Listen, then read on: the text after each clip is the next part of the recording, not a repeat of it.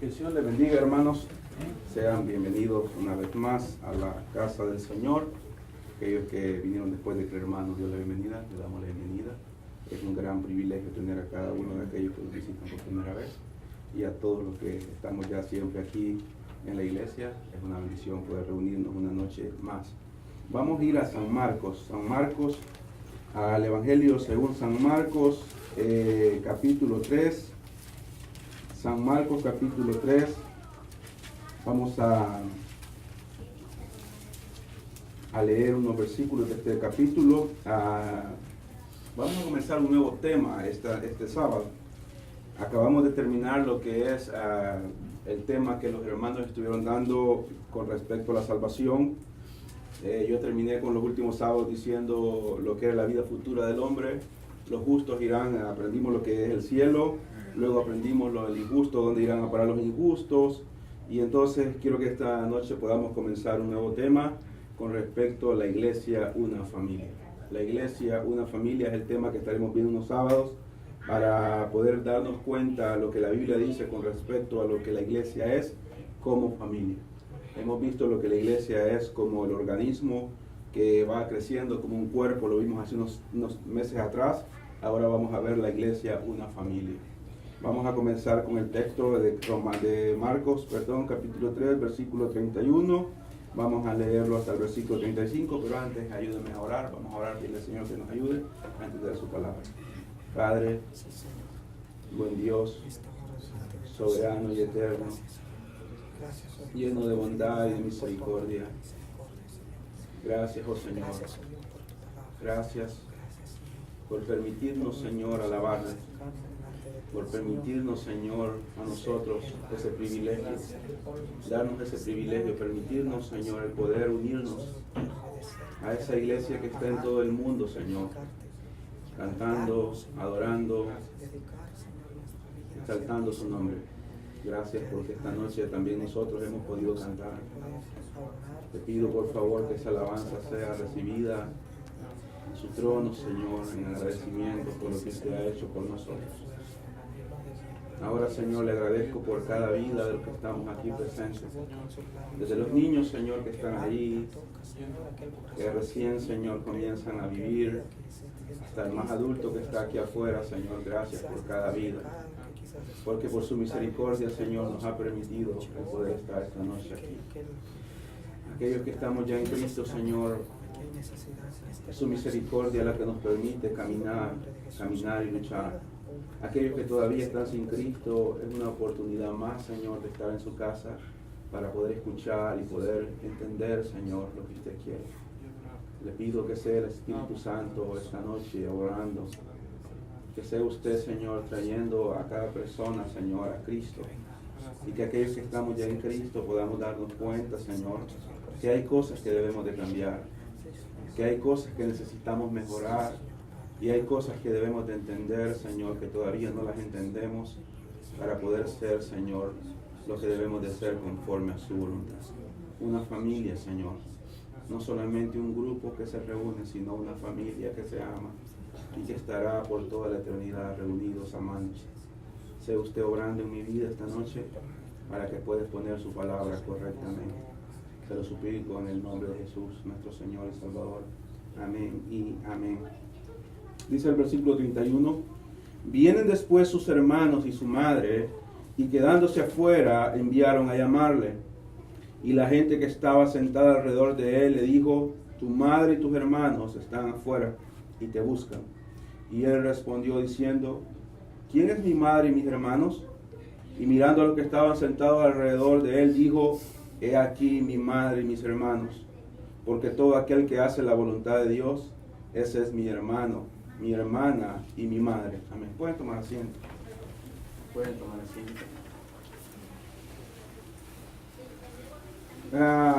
Como dije, vamos a comenzar el tema, la iglesia, una familia. La iglesia, una familia. ¿Cuántos de nosotros hemos dicho eso antes? ¿Cuántos de nosotros hemos dicho de que somos una familia como iglesia?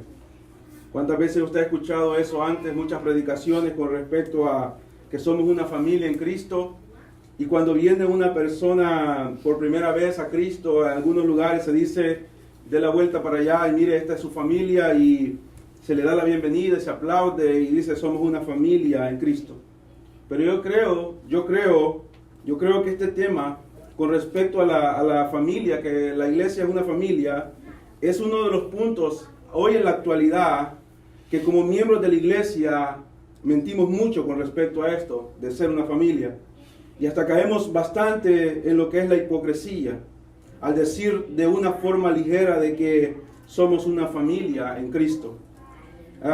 Como hemos aprendido y mencioné hace un momento, la iglesia más que una organización, se nos ha enseñado, hemos aprendido acá, la iglesia es un organismo. Es un organismo que va creciendo, somos un cuerpo, dice la Biblia nos enseña de que somos un cuerpo y que todos somos miembros, los unos de los otros estamos unidos, y la naturaleza de una persona es de que no dañe su propio cuerpo. Entonces somos un organismo, no somos una organización como las demás organizaciones, sino somos un organismo que está vivo, formado por personas, por almas redimidas. Pero además de ser un organismo, somos una familia. Somos una familia, la iglesia es una familia, es lo que enseña la Escritura.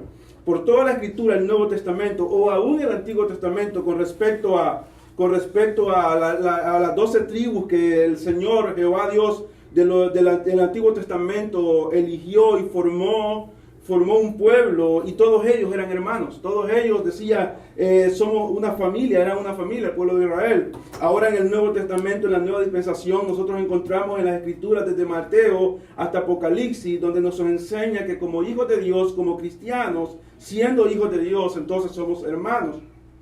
Somos hermanos. Los judíos se jactan y se jactaban de ser descendientes del linaje de Abraham, y decía, por eso somos hermanos. Y usted mira cuando mata a un judío. Usted mira cuando matan a un judío, un israelita, por ejemplo, es asesinado por un bombardeo de los enemigos de ellos. Ese hombre, ese ataúd lo levantan y todo el pueblo va llorando. Todo el pueblo va llorando detrás de un soldado que ha muerto. Van llorando y van mostrando dolor, se visten de dolor. Igualmente que los palestinos. Asesinan a un palestino, y como ellos saben que son una nación, que han sido ellos de un solo linaje, ellos dicen somos descendientes de Ismael, y todos nosotros, dice, pertenecemos al mismo grupo, somos hermanos. Entonces cuando muere uno de ellos, todos ellos lloran y se lamentan y levantan aquel cuerpo, levantan a aquella persona y le van a sepultarla con mucho dolor. Ahora nosotros como cristianos somos hermanos. Como hijos de Dios hemos sido adoptados por medio del sacrificio de Cristo, y la iglesia viene a ser una familia. Cuando nosotros tomamos la iglesia como cualquier otro lugar donde ir, cuando tomamos la iglesia como cualquier lugar donde ir, o la miramos como un lugar donde ir porque no hay otro lugar mejor donde ir, o cuando estamos ahí por conseguir un provecho o algo de la iglesia, cualquier tipo de cosa que podamos sacar como bienestar personal, se ha perdido el propósito real de la iglesia. Se ha perdido el propósito real de la iglesia.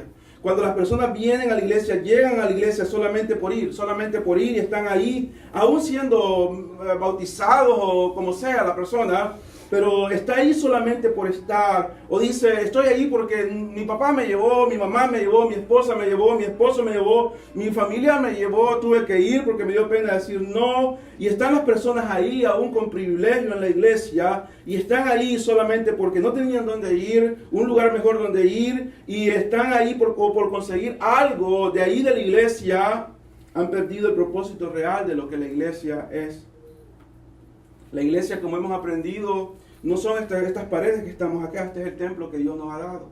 Este es el templo que Dios nos ha provisto. Y en este lugar nos reunimos, o deberíamos reunirnos, con un propósito principal. ¿Cuál es el propósito principal de reunirnos en este lugar? Bueno, el propósito principal es demostrar nuestro amor a Dios. El propósito principal de la iglesia, reunirse en el templo, es para demostrar el amor a Dios. Es el primer y gran mandamiento. Era demostrar el amor a Dios, demostrar el agradecimiento, como acabamos de cantar. ¿Para cuántos es real la alabanza que acabamos de cantar? Él vino a mi vida en un día especial. Vine a adorar a Dios porque Él cambió mi vida, me mostró un camino mejor, me llevó por otro sendero, me mostró la puerta, entré por la puerta, ahora estoy en camino y vengo cada domingo, cada sábado. No vengo por venir. No vengo porque son las 7:30 y tengo que estar ahí. No vengo porque hay que tocar el piano. No vengo porque me toca predicar. No vengo porque me toca dar la bienvenida. No vengo porque tengo que estar con los niños. No vengo porque tengo que estar en la puerta. Vengo con un propósito. Vengo a demostrar a Dios que estoy agradecido con Él. Al que mucho se le perdona, dijo el Señor, mucho ama. Y entonces vengo con un propósito. El propósito principal es poder demostrar a Dios mi amor, demostrar mi agradecimiento, demostrar mi reverencia, demostrar mi adoración a Él. Aunque debemos de adorarlo en todo lugar. Debemos de cantar en nuestros hogares, debemos de orar en nuestros hogares, debemos de tener comunión con Dios en todo lugar. Pero Él ha establecido que la iglesia se reúna días de la semana para poder venir y poder demostrar su amor a Él. Como segundo punto, y es lo que vamos a estar hablando en estos días, es poder tener una verdadera comunión entre hermanos. El propósito de reunirnos acá en este lugar es poder venir y tener el segundo lugar, y como segundo mandamiento también lo encontramos en la Escritura, podernos reunir como hermanos y sentir alegría. Sentir una verdadera alegría, sentir una verdadera felicidad al volvernos a ver. Sentir una verdadera alegría al poder ver a un hermano desde el momento que nos estamos parqueando, ver que está acá en la puerta, que está acá allá adentro, que ya vino y que está con bien, saludarlo y estar contento de poderlo ver. No solamente decir de una forma obligada, me alegro de volverlo a ver, sino, aunque no lo digamos muchas veces, pero dentro de nosotros, quien conoce los corazones de Dios, Él sepa dentro de nosotros que hay alegría. Podernos alegrar de que la providencia de Dios ha estado sobre cada uno de nosotros y nos ha guardado y nos ha permitido volvernos a ver. Ese es el propósito de la iglesia. El propósito de como cristianos es poder venir, adorar a Dios, cantarle a Dios, orar a Dios, poder dar nuestro tiempo a Dios, poder exaltar a Dios y luego también estar con los hermanos. Ese es el propósito de la iglesia, podernos ver como hermanos. Por ejemplo, vamos a ver un salmo sin perder marco, porque quiero que hagamos esto como introducción. Salmo capítulo 20. Salmo capítulo 20 nos dice algo con respecto a esto que acabo de mencionar. Salmo capítulo 20. Dice el Salmo capítulo 20, versículo 1, Jehová te oiga en el día del conflicto. El nombre del Dios de Jacob te defienda. Te envía ayuda desde santuario, desde Sión te sostenga. Haga memoria de todas tus ofrendas y acepte tu holocausto. Y te dé conforme al deseo de tu corazón y cumpla todo tu consejo. Nosotros nos alegraremos en tu salvación y alzaremos pendón en el nombre de nuestro Dios. Aquí está diciendo el salmista, expresando el salmista hacia otras personas más, hacia sus hermanos, está diciendo: Jehová te oiga en el día del problema, en el día del conflicto, en el día de la guerra. El nombre de Dios te defienda, te envía ayuda de santuario. Es una oración para alguien más. Y está diciendo: haga en memoria de tus ofrendas, acepte tu holocausto, te dé conforme al deseo de tu corazón y cumpla todo tu consejo. Y entonces, ¿cuál será el resultado? Nosotros, la congregación, nos alegraremos en tu salvación y alzaremos pendón en el nombre de nuestro Dios. Esa debe ser la actitud correcta de la iglesia. Debe de ser la actitud correcta de la iglesia. Así era la iglesia al principio. Así era la iglesia al principio. Encontramos a una iglesia amada por Dios y amándose entre ellos mismos. Algo que no se ve mucho hoy en día. Encontramos una iglesia amada por Dios. Amada por Dios. No era una iglesia con todas las comodidades, con todo lo que necesitaba tener. Era una iglesia que estaba con miedo. Era una iglesia que estaba siendo perseguida. Era una iglesia atemorizada. Era una iglesia en problemas. Una iglesia angustiada. Pero ahí estaba la iglesia, y el libro de los Hechos nos dice que era una iglesia que amaba a Dios. Y amaban entre ellos. Y es algo que hoy en día no se ve mucho en la iglesia. Nosotros estamos comenzando como iglesia y debemos de comprender y entender cuál debe de ser, cuál es la voluntad de Dios, cómo debemos de ver nosotros como hermanos. Mire, en las iglesias de hoy hay grupos separados, hay muchos grupos que están apartados, grupos que se están viendo en las iglesias.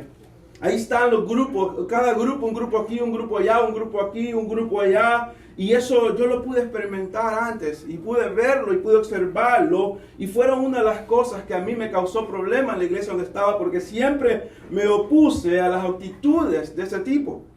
Grupos de un lado, grupos aquí, los grupos de los como que son VIP. Está un grupo de VIP, aquellos comenzando muchas veces por el mismo pastor, está ahí. El pastor, y en este momento estamos en un tiempo donde los pastores son personas intocables. Son personas que se necesita hacer cita para poder hablar con ellos. Se necesita sacar cita. Y si no se hace una cita, no se puede acercar nadie al pastor. Aquí en este lugar, gracias a Dios, nadie sabe ni quién es el pastor. ¿Verdad? No se sabe quién es. No se sabe. Porque no hemos caído, gracias a Dios. Y le pido al Señor nunca caer en ese error y que la iglesia no caiga. Por eso es la importancia de esta enseñanza. Porque comenzando por el pastor, comenzando por la esposa del pastor, comenzando por la esposa del pastor, son personas que nadie les puede decir nada. Nadie puede decirles nada y está ese grupo de VIP, están los del grupo de la alabanza. Yo estuve en una iglesia donde el grupo de alabanza no podían forzarlos a hablar mucho porque tenían que tener la garganta buena para el domingo. No podían hablar mucho, ellos tenían que estar en un lado, bien cuidados, porque la garganta tenían que estar bien cuidada, porque si no, ellos no podían cantar el domingo. Y el grupo de alabanza casi nadie se les podía acercar. Eran intocables. Era un grupo especial, era un grupo que estaba ahí. Y la gran mayoría, lo más triste, que la gran mayoría de todos ellos no eran cristianos. Estaban en el grupo de alabanza y estaban ahí porque eran hijos de personas que tenían cuello contra los pastores, pero no eran personas cristianas. Sus frutos daban a entender, su vocabulario, ellos creían porque solamente decían las palabras en inglés, hablaban malas palabras, creían que las demás personas no entendían, pero eran personas paganas que solamente cantaban y después de cantar se bajaban de cantar y iban atrás a estar jugando con sus teléfonos. Estar allá atrás, allá donde nadie los podía tocar, estar en el basement, en la computadora y nadie les podía decir nada. Están los grupos separados, están los que están aquí, los VIP, están los que cantan, están aquellas personas que están cerca del pastor, que no pueden ellos apartarse de ahí, sino que están cerca. Nadie se puede meter con este tipo de personas. Está el grupo de los jóvenes. El grupo de los jóvenes que solamente hablan inglés. Solamente hablan inglés, y ni pueden ni hablarlo bien, pero ellos están ahí solamente hablando ellos en inglés nada más. Y están ahí, y cuando ven a una persona que no habla inglés, aprovechan de hablar y discriminan a las demás personas. Y está un grupo allá, está el pastor con su grupo, están los que cantan allá con su grupo, están en una esquina los que se creen porque han nacido en este país, o porque hablan aquí, porque han estudiado aquí, y hablan solamente inglés. Y está aquel grupo, está el grupo de la cocina. El grupo de la cocina, ahí que ese grupo nadie se mete, solamente ellos pueden tocar la cocina, nadie puede entrar a esta cocina, solamente nosotros podemos hacer esto. Nadie puede hacer más. En esta iglesia, creo que la única que no tiene llave es Valeria, creo yo. Y Isaí, ahí todo el mundo da llave. Todo el mundo entra a mi oficina.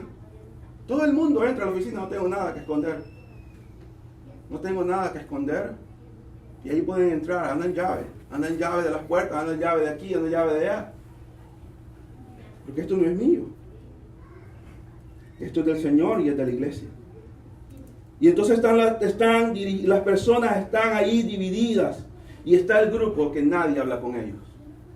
Están las personas que llegan a la iglesia y como llegan a veces mal vestidas y como no son muy preparadas y como no hablan inglés, se ven como alguien que no se quiere hablar. Y aquellas personas llegan, nadie las saluda, se van, nadie las saluda. No llegan el domingo, nadie les pregunta por qué no llegaron, no llegan la siguiente semana, nadie les llama, porque no importa, esa persona está de lado. Eso no era la iglesia al principio. La iglesia era diferente. La iglesia era diferente. Se nos dice que perseveraban unidos en el templo, pero no solamente en el templo, sino que después del templo se iban a sus casas y comían juntos con una sencillez de corazón. No invitaban a aquel que les podía dar comida el siguiente fin de semana. Invitaban a aquel que el Señor le había dicho, cuando ustedes inviten a alguien que no les va a dar a ustedes, sino que el Señor lo recompensará. Y entonces dice que estaban juntos, nadie tenía más que otro, sino que todos trataban de ayudarse. Esa era la iglesia. Esa era la iglesia. Y en lo que estamos viviendo en este momento, y lo que se está viviendo en este momento, es de que la iglesia está yendo a un camino como lo estamos aprendiendo los días domingo en la mañana que estaban los Gálatas. Esto produce una distorsión en el evangelio. Las personas se ven, las personas se saludan y las personas en la iglesia ven acá y se acercan y usted va a ver esto, lo ha experimentado, tal vez lo ha hecho y ha caído en este pecado y en este error de saludar, sonreír y por detrás dar la vuelta y cambiar el rostro. Dar una sonrisa así y luego de cambiar el rostro rápidamente por detrás y pensar totalmente diferente a lo que se dijo. Hermana, qué bonita viene en este momento. Mire qué bonito ese vestido y por detrás. Qué ridícula se ve. Hermano, mire que usted los ha hecho falta y todo. Y ni siquiera se han acordado ni un momento de él en toda la semana. ¿Y qué le ha pasado? Estuvo enfermito, pero el Señor estuvimos orando por usted cuando no se hizo ni una sola oración por él. Cuando no se hizo ni una sola oración con él. Y entonces esto está provocando una distorsión en la iglesia, en el evangelio. Y esto es lo que los Gálatas habían caído. Los Gálatas habían caído en esto. Veamos Gálatas capítulo 5. Gálatas capítulo 5. Lo vamos a tocar en estos domingos que vienen, pero quiero que podamos ver este texto. Gálatas capítulo 5. Gálatas capítulo 5 nos dice, esto que estamos viendo en la introducción al tema, que vamos a ver, Gálatas capítulo 5, el versículo 13, dice el versículo 13, porque vosotros, hermanos, dice Gálatas capítulo 5, versículo 13, porque vosotros, hermanos, a libertad fuisteis llamados, solamente que no uséis la libertad como ocasión para la carne, sino servíos por amor los unos a los otros. Ese es el mandamiento, servíos amor. Ese fue el evangelio que se les presentó a ellos. Ese fue el evangelio que se les presentó, pero dice el versículo 14, porque toda la ley en esta sola palabra se cumple, amarás a tu prójimo como a ti mismo. A tu prójimo como a ti mismo. Pero ¿qué estaban haciendo ellos? El versículo 15, pero si os mordéis y os coméis unos a otros, mirad que también no os consumáis unos a otros. En el principio la iglesia, cuando estaba el Pentecostés, los 120 que estaban reunidos, y la iglesia se fue añadiendo uno más a otro, se reunían, dice el libro de los Hechos, y tenían todas las cosas en común, se amaban y oraban, perseveraban juntos, y entonces tenían comunión. Ahora en este momento los Gálatas ya estaban entrando en un conflicto que ahora está mucho más grave. ¿Y qué es lo que pasaba? Ya no se reunían para comer, sino se reunían para comerse a otros. Con las conversaciones, con las críticas, con esto, con lo otro. Y entonces es lo que nosotros tenemos en este momento. En este momento la iglesia está sufriendo de este tipo de cosas. Ya no se reúne para tener comunión, ya no se reúne para ver qué podemos hacer por la iglesia, qué podemos hacer por los perdidos, qué podemos hacer por esto, si no se reúne con un propósito, y es el poder ponerse en contra de los mismos hermanos. Es triste poder encontrar personas que se encuentran con impíos, y este impío trata de hablar en mal de los hermanos, y aquella persona, en vez de detener a esta persona que está hablando en mal de un hermano, comienza a colaborar para poder seguir la conversación en contra de este hermano. Vemos ahora por todas las iglesias personas que se sienten mejor con los del mundo que con los hermanos. Personas que se sienten mejor con los del mundo que con los hermanos. Prefieren invitar a una persona no cristiana a sus casas que a un hermano de la iglesia. Y dicen, es que este no me critica. Este no me critica, este no se mete conmigo. Quizás podría ser que los dos son del mundo. Y entonces se sienten mejor con los del mundo que con la iglesia. Porque cada cristiano, por nuevo que sea, cada persona que es cristiana, por nuevo que sea, por inmaduro que esté, es una nueva criatura. Dentro de él mora el Espíritu Santo, y al morar dentro del Espíritu Santo debe de llevarlo a querer estar con aquellos que tienen al Espíritu Santo. Si usted está en esta noche y es de Cristo, ha nacido de nuevo y tiene al Espíritu Santo, la persona que está a su lado, si ha nacido de nuevo, tiene también al Espíritu Santo, son hermanos. Son hermanos en Cristo. Hay algo que nos une, es algo que nos une, o hay alguien que nos une, y es el Espíritu Santo con el cual hemos sido sellados. Hemos sido sellados. Tristemente se le está dando más valor a las personas de afuera. Se le está dando más valor a las personas inconversas. Se le está dando más valor a las personas que no están en la iglesia más que a los hermanos de la iglesia. Se disfruta mucho más la compañía de los que no están en la iglesia que los que están en la iglesia. Volvamos a nuestro texto en Marcos capítulo 3. Marcos capítulo 3, veamos nuestro texto nuevamente. Dice Marcos capítulo 3, el texto que leímos, dice, viene después sus hermanos y su madre, y quedándose afuera enviaron a llamarle, y la gente que estaba sentada alrededor de él le dijo, tu madre y tus hermanos están fuera y te buscan. Vemos que son palabras directas de nuestro Señor Jesucristo las que leemos a continuación. Las que nos están enseñando algo de tanta importancia de poder entender. Aunque a usted no le guste, aunque a una persona no le guste, pero los hermanos de la iglesia deben de ocupar un lugar mucho más especial en su corazón y en mi corazón que aquellas personas que son nuestras familias que no son cristianas, que todos tenemos felices como él, como ella, deben de ocupar, aunque no nos guste muchas veces esto, pero las personas, los hermanos de la iglesia, debemos de ocupar un lugar mucho más especial, deben de ocupar un lugar mucho más especial en nuestro corazón, en mi corazón, que aquellas familias que no son cristianas. Con esto no estoy diciendo que no debe de amar a sus familiares que no son cristianos, debemos de amarlos. Pero sí las escrituras nos enseñan que, y lo vamos a ver en este estudio, que mucho más valor que la familia de sangre es la familia de Cristo. Es la familia de Cristo. ¿Quiénes eran los hermanos de Jesús? ¿Quiénes eran los hermanos de Jesús? En primer lugar, los hermanos de Jesús eran personas incrédulas. Eran personas incrédulas. Luego creyeron, algunos de ellos creyeron, por lo menos tenemos dos de ellos que luego escribieron 2 libros. Tenemos a Santiago, tenemos al apóstol Santiago y tenemos también al apóstol Judas. Pero en este momento de que estamos leyendo, eran personas incrédulas. Eran personas no creyentes. El capítulo 7 de Juan, no perdamos Marcos, veamos Juan. El capítulo 7 de Juan, dice el versículo 1 del capítulo 7 de Juan, nos dice: después de estas cosas andaba Jesús en Galilea, pues no quería andar en Judea, porque los judíos procuraban matarle. Estaba cerca la fiesta de los judíos, la de los tabernáculos, y le dijeron sus hermanos: sal de aquí y vete a Judea, para que también tus discípulos vean las obras que haces.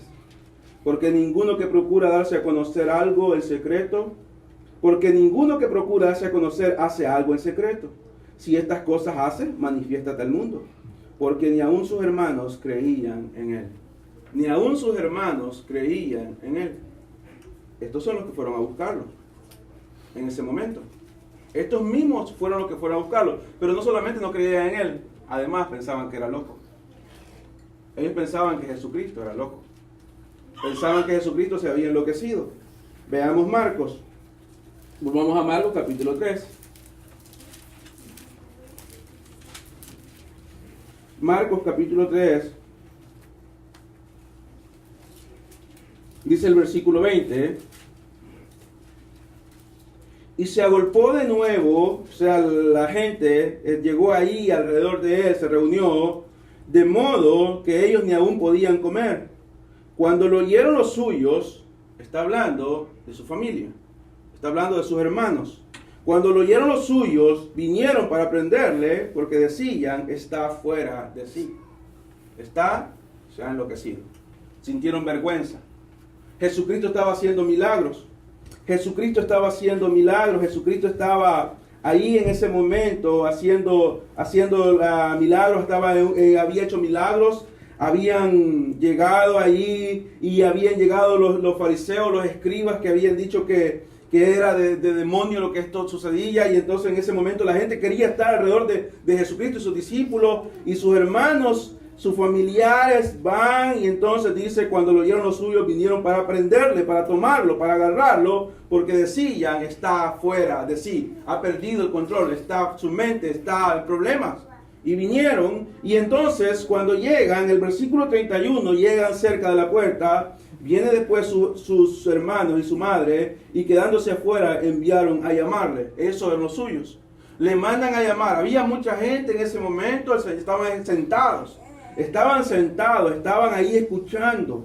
La gente estaba sentada, dice el versículo 32. Los discípulos estaban sentados, estaban contentos, estaban alegres, estaban satisfechos. Algunas personas estaban escuchando por curiosidad, pero estaban sentados, y en ese momento llegan sus hermanos, llega su madre, llega María con sus hermanos y le dicen: díganle que salga. Díganle que salga. ¿Qué es lo que querían hacer ellos? Tomarlo, llevárselo, porque decían: está fuera de sí por lo que está haciendo. Mucha gente se estaba alborotando, y entonces en ese momento la gente estaba sentada alrededor de él y dijo: tu madre y tus hermanos están fuera y te buscan. Y entonces el versículo 33, él respondió diciendo: ¿quién es mi madre y mis hermanos? Y mirando a los que estaban sentados alrededor, él les dijo, he aquí mi madre y mis hermanos, porque todo aquel que hace la voluntad de Dios, ese es mi hermano y mi hermana y mi madre. Son palabras del Señor Jesucristo. Son palabras del Señor Jesucristo. No es verdad que la gente que está en el mundo, los de afuera, no creen en los cristianos. Hablo de cristianos verdaderos.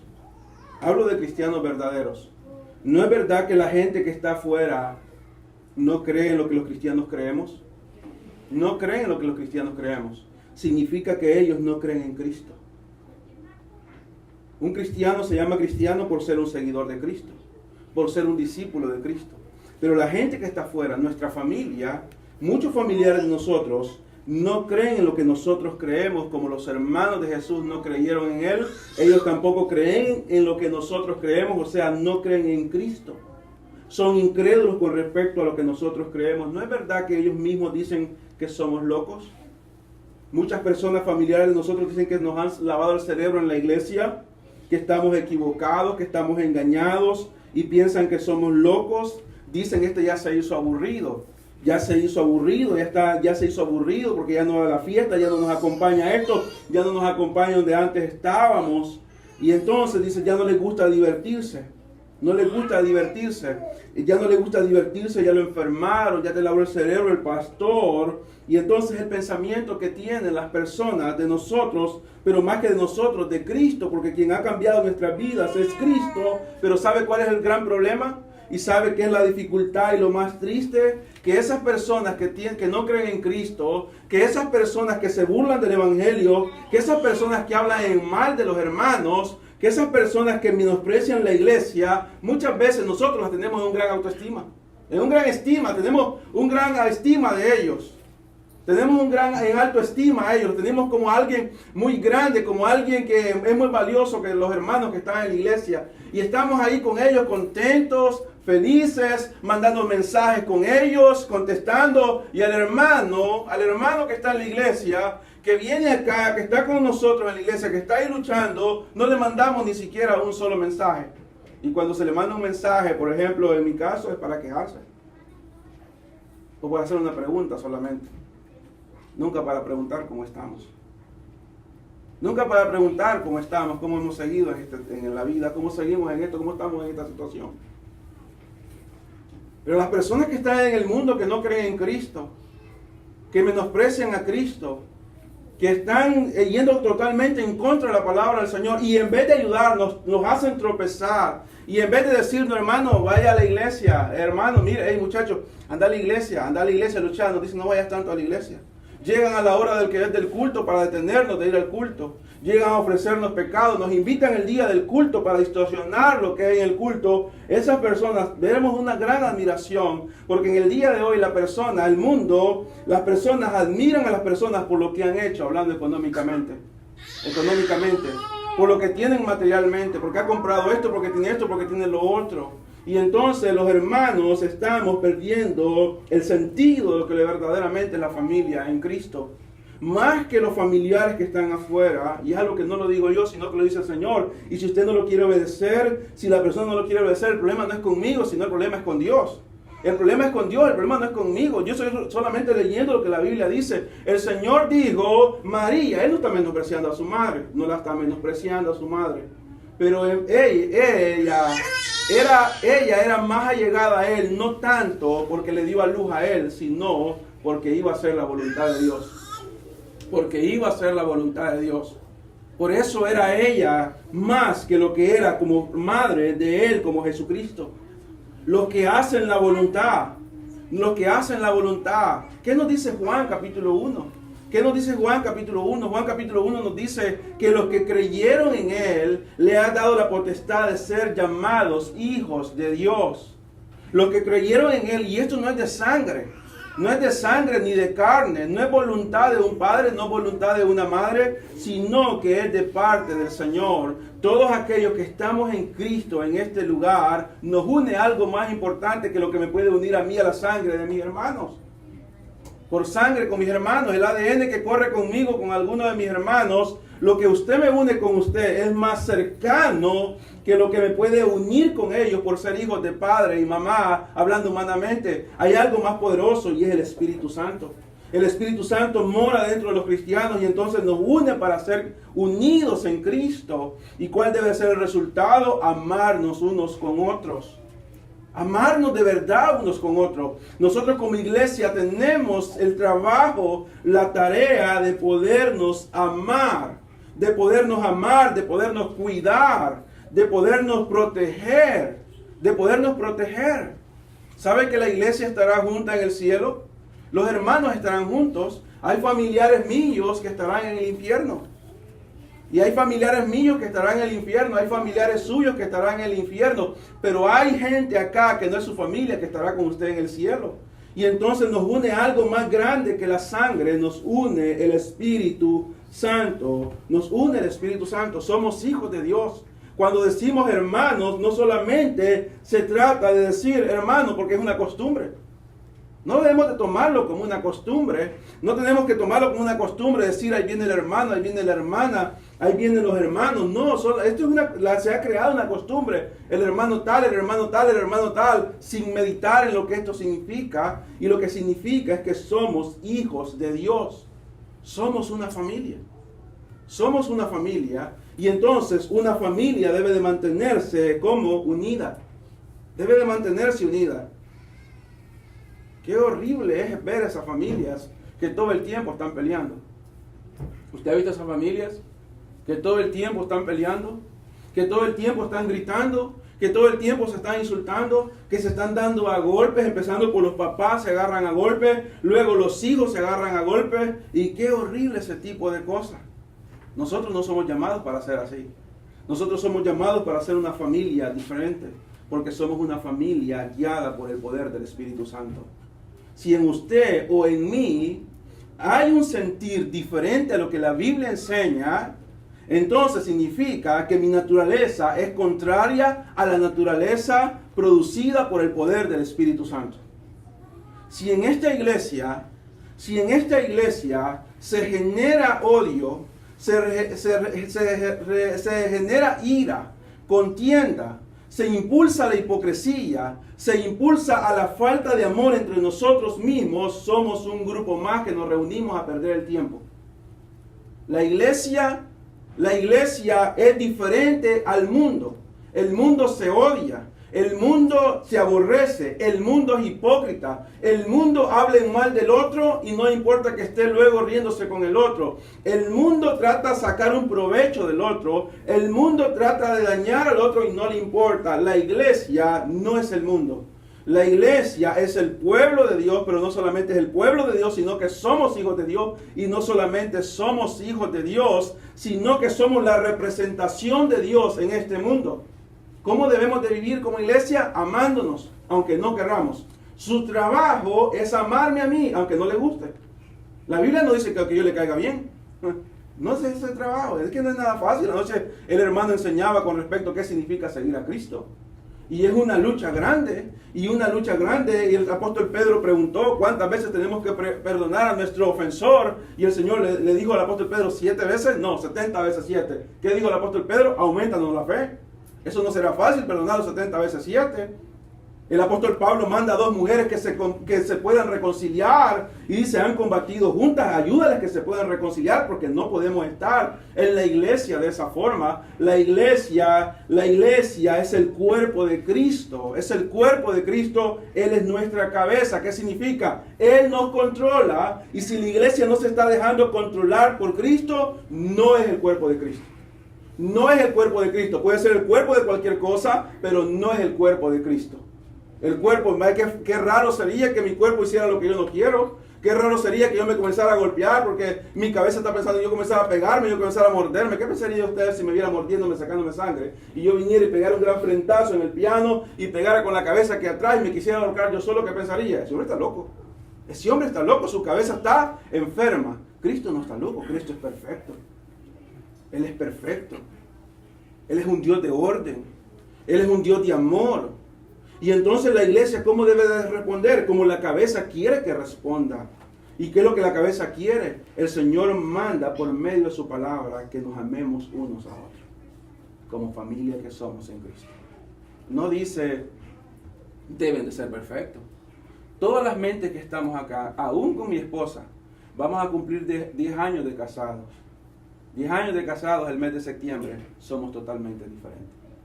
¿Qué dice el mundo? El mundo dice, para poderse llevar bien una pareja, tiene que tener química, dicen, ¿verdad? No sé de dónde han sacado eso, pero dicen que tienen que tener química. La Biblia no enseña eso. No dice la Biblia eso. La Biblia dice que para poder amar a la persona, la mujer al hombre y el hombre a la mujer, tienen que estar los dos en el temor de Cristo. Dice Efesios. No se trata de química. Se trata de que el matrimonio moldea a la persona para poder ser como Cristo. Maridos, amar a vuestras esposas como Cristo amó a la iglesia. ¿Cómo amó Cristo a la iglesia? En primer lugar, la amó antes de ser iglesia. ¿Sí? En segundo lugar, la iglesia sigue siendo imperfecta. La iglesia sigue siendo imperfecta. En tercer lugar, la iglesia no lo ama a él como él ama a la iglesia. Y él dice, la ama. Entonces, ¿cómo debe ser el marido? Entonces el marido se va ejercitando para poder ser como Cristo. ¿A qué? ¿Qué dio Cristo? Un amor incondicional. Un amor incondicional. Él nos ama a nosotros incondicionalmente. No nos pone una condición. La esposa dice que debe someterse al esposo como se sometió a Cristo. Como la iglesia se somete a Cristo. Y entonces se están moldeando, pero no solamente el matrimonio, sino también la iglesia. La iglesia, ¿por qué? Porque aquí es donde nosotros debemos de demostrar que de verdad ha sucedido algo. ¿Por qué? El hermano quiere algo diferente a mí. El hermano piensa diferente como yo. Y yo pienso diferente como el hermano. Y el hermano piensa diferente como la hermana. Y entonces somos mentes diferentes. Y el Señor no quiere que tengamos mentes iguales. Sería algo bien raro que todos quisiéramos lo mismo en este momento, ¿verdad? Imaginen que todos en este momento quisiéramos agua. Nos gustaran los vasitos que están ahí. ¿Sí? Todos queremos agua. Agua. ¿Sí? Agua. Todos queremos el mismo carro, todos peleando por aquel carro. Todos queremos entrar por esa puerta, y todos como robots en máquinas, ¿verdad? El Señor no pide que seamos iguales. El Señor pide que el Espíritu Santo nos controle a pesar de nuestras diferencias. Y entonces yo quiero algo, a mí no me gusta algo de usted, y a usted no le gusta algo de mí, pero ¿cuál es mi trabajo? Aceptarlo como usted es. No estoy hablando de pecado. No estoy hablando que voy a aceptar su pecado y voy a permitir el pecado o usted va a aceptar mi pecado. Estoy hablando de cosas, defectos que usted tiene, errores que usted comete, deficiencias que usted tiene y deficiencias que yo tengo. Y así debemos nosotros amarnos, algo que el mundo no puede hacer. El mundo no puede amar de esa manera. El mundo dice, si la esposa no hace esto, no la puedo amar. La esposa dice, si él no me complace en esto, yo no lo puedo amar. En el trabajo se dice, si esto no se hace así, no lo puedo amar. No me va a caer bien. Y así está la situación en el mundo. En la iglesia es totalmente diferente. En la iglesia se nos dice dar frutos dignos de arrepentimiento. ¿Cuáles son los frutos del Espíritu? Amor. Amor. Tener amor entre nosotros como hermanos. Ya dejar de vernos como alguien cualquiera. Ya dejar de vernos como alguien que no importa. Ya no dejar de vernos como alguien que no tiene ningún valor. Nosotros, todos los que estamos en este lugar, no importa si no sabes nada de la Biblia, no importa si no es un buen orador, no importa si nunca ha tenido un buen privilegio, pero si está en Cristo, vale la sangre de Cristo. La sangre que lo compró a usted, la sangre que me compró a mí, y eso nos da valor y entonces debemos de amarnos como hermanos. El Señor lo enseñó. Él no corrió y dijo, permítame lo que está sentado, los que han sido fieles conmigo, permítame aquí, no, miren, perdónenme, viene la familia mía y entonces tengo que estar con ellos, tengo que atenderlo porque se va a enojar. No, él dijo, ¿saben qué? Dejen los que están ahí. ¿Quién es mi madre? ¿Quiénes son mis hermanos? ¿Quiénes son mis hermanas? Los que hacen la voluntad de Dios. Esos son importantes. Esos son importantes. ¿Cómo vemos nosotros a los hermanos que están en la iglesia? ¿Cómo lo vemos? ¿Cómo vemos a las personas que están entre nosotros? ¿Qué sentimos por ellos? ¿Qué sentimos por los hermanos? ¿Qué pensamos? ¿Qué pedimos a Dios para ellos? ¿Qué pedimos a Dios? ¿Qué sentimos cuando algo malo pasa por ellos? ¿Nos reímos? Queremos que algo malo le pase, en sí no lo decimos, pero decimos, hasta siquiera se cayera, ¿sí? Hasta siquiera que cayera, hasta siquiera que pecara. Lo quisiera ver de esa manera, quisiera verlo pecando. Ese es un pensamiento de Satanás. ¿Quién quiere que pequemos? Satanás. Dios no se alegra que pequemos. Y nosotros no debemos de alegrarnos cuando un hermano peca. Debemos de entristecernos. Debe de dolernos. Y debemos de querer ayudarle para que pueda ser levantado. Pero ¿qué pensamos nosotros del hermano cuando lo vemos en un problema? ¿Qué pensamos cuando sabemos que está en una situación difícil? Cuando está en un problema familiar. Cuando está ahí, podemos, en vez de decirle a la persona, ayudémosle, entonces se dice, hundámoslo más a esa persona. Hundamos más a esa persona. ¿Estamos pensando de esa manera? Estamos totalmente equivocados. Y Primera de Juan nos enseña, y lo vamos a ver el siguiente sábado, pero Primera de Juan nos enseña que el que no ama a su hermano y lo aborrece, todavía está en tinieblas. Todavía está en tinieblas. Hay alguien que es el padre del odio. Hay alguien que es el padre de la ira. Hay alguien que es el padre del enojo. Hay alguien que es el padre de la hipocresía, y es Satanás. Es Satanás. Entonces nosotros como iglesia debemos de entender esto. Debemos de comprender esto, lo que el Señor está enseñando. Debemos de amarnos. Debemos de amarnos si no lo hemos estado haciendo. Si no lo hemos estado haciendo, si hemos estado fallando en esto de sentir amor por mi hermano, por mi hermana, debemos de solucionar esto, ponerle un alto a esto y poder comenzar de nuevo. Comenzar de nuevo, reconciliarnos con el Señor. No me diga usted a mí que ora todas las noches y le dice al Señor que le dé su misericordia cuando no le quiere dar misericordia a otro. ¿Cuál es la oración modelo? La oración modelo es: perdónanos como nosotros perdonamos a los que nos ofenden. Esa es la oración modelo. Entonces, si nosotros no hemos perdonado, ¿cómo le podemos pedir perdón al Señor por aquello que nos hemos hecho? ¿Se acuerdan de la parábola de aquel hombre injusto? Que el rey le perdonó mucho, y él, cuando iba a ser tirado al calabozo, iba a ser tirado a la prisión, el rey le perdonó y él salió bien tranquilo. El rey le dijo: todo ha sido perdonado. Y aquel hombre salió y vio a su prójimo que le debía poco, y lo tomó y llamó para que lo pudieran llevar a la cárcel. Y escuchó el rey y le dijeron: aquel hombre que acabas de soltar, que te debía mucho, fue a buscar a su prójimo que le debía poco, y lo comenzó a tomar y lo llevó y lo metió a la cárcel. ¿Qué dijo el rey? Vayan a traérmelo. Vayan a traérmelo. Oh, malo, le dijo. Yo te he perdonado mucho y tú no puedes perdonar poco. ¿Cuánto nos ha perdonado el Señor a nosotros? ¿Cuánto nos ha perdonado el Señor a aquellos que hemos sido perdonados? Muchísimo. ¿Qué nos podemos perdonar nosotros? ¿Un comentario? ¿Una mala mirada? ¿Un descuido? ¿Un descuido que haya pasado por un descuido, que un hermano no hizo algo que podía hacer? Algo que un hermano hizo que tal vez no estaba bien. Ahí viene el enemigo, y el enemigo mete y dice: mira esto, él no te ama. Mira aquello, él no te ama. Mira aquello, no te ama. Y entonces ahí comienza él a minar, y las personas están en la iglesia y va creciendo algo dentro de ellos, algo en contra de un hermano, en contra de una hermana. Y entonces, ¿qué es el resultado? La falta de amor. Y elegimos ciertas personas. Este me cae bien, pero este me cae mal. Voy a saludar a este, pero a este no lo voy a saludar. Voy a platicar con este, pero a este no lo voy a platicar. Voy a invitar a este, pero a este no lo voy a invitar. Voy a darle a este, pero a este no le voy a dar. ¿Cree que a Dios le agrada? A Dios no le agrada. A Dios no le agrada eso. Y entonces eso será un problema muy grave para nosotros mientras no lo solucionemos. Yo le decía a algún hermano esta semana, cuando usted tenga un problema con un hermano, vaya frente a frente con él y dígale cuál es el problema. ¿Sí? ¿Cuál es el problema? Y si hay enojo, si hay molestia, entonces estoy enojado con usted. Estoy enojado con usted por esto. Estoy enojado con usted por esto. He sentido esto contra usted. Por favor, perdóneme. ¿Es fácil pedir perdón? Es difícil, pero es lo correcto. Ahí vendrá la paz del Señor.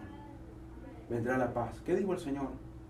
Cuando vengas al templo y traigas tu ofrenda, pero estás en problemas con tu hermano, estás en problemas, deja tu ofrenda ahí y vete y reconcíliate con él, y entonces trae tu ofrenda.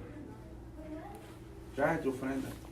Porque si venimos a cantar acá, venimos a cantar a Dios y venimos a decir lo que Dios ha hecho por nosotros y lo que Dios es, pero dentro de nuestro corazón hay remordimiento, hay enojo, hay ira, hay molestia para con un hermano, déjeme decirle, a la luz de la Escritura, esa alabanza no es recibida de parte del Señor. Porque todo esto ha producido algo en nuestras vidas y eso se llama orgullo. Y Dios ve de lejos al altivo. Porque decimos, si ella no me pide perdón, yo tampoco le voy a pedir perdón. Si él no me pide perdón, yo tampoco le voy a pedir perdón. Eso está llevando a la altivez. Y el Señor mira de lejos al altivo y atiende al humilde. Aquel que aunque no quiera hacerlo, como los dos hijos, a uno se le dijo, ve, y dijo, lo voy a hacer, pero no lo hizo. El otro dijo, voy, pero dijo, no voy a ir, pero en el camino fue. ¿Cuál hizo la voluntad? El que primero dijo no y luego lo hizo. Así mismo es que en nuestras vidas, hermanos, como cristianos, no puede haber rencor, no puede haber odio, no puede haber el odio en contra aún de nuestros enemigos. ¿Y cómo vamos a tener odio en contra de nuestros hermanos? ¿Cómo podemos tener eso? Debemos de aprender a perdonar, debemos de aprender a amarnos y debemos de querer cuidarnos como hermanos. Si no lo hemos estado haciendo, comencemos a hacerlo y verá qué paz sentiremos nosotros. Qué alegría sentiremos cuando vengamos a la iglesia. Vendremos con alegría, no vamos a venir por una costumbre, no vamos a venir por un privilegio, vamos a venir porque queremos alabar al Señor y porque queremos vernos con los hermanos, porque queremos compartir con ellos, porque queremos darle gracias a Dios por la familia que Dios nos ha dado. Le pregunto a los hermanos de la iglesia, ¿están contentos con su familia en Cristo? ¿Estamos contentos con la familia que tenemos? ¿Sí? ¿O no mucho? ¿O no hay mucha alegría con la familia que tenemos? Conozco una persona que llegaron hace muchos años a El Salvador, una familia llegaron de Portugal y de España, hace muchos años. Y esas personas se radicaron en El Salvador. En un lugar que tal vez las personas de El Salvador conocen, se llama San Buenaventura. Es un pueblo muy pequeño, que en un momento se llegó a llamar La Españita, porque ese lugar fue controlada. No hablo de la conquista de los españoles, hablo muchos años más después de eso, llegaron estas familias ahí.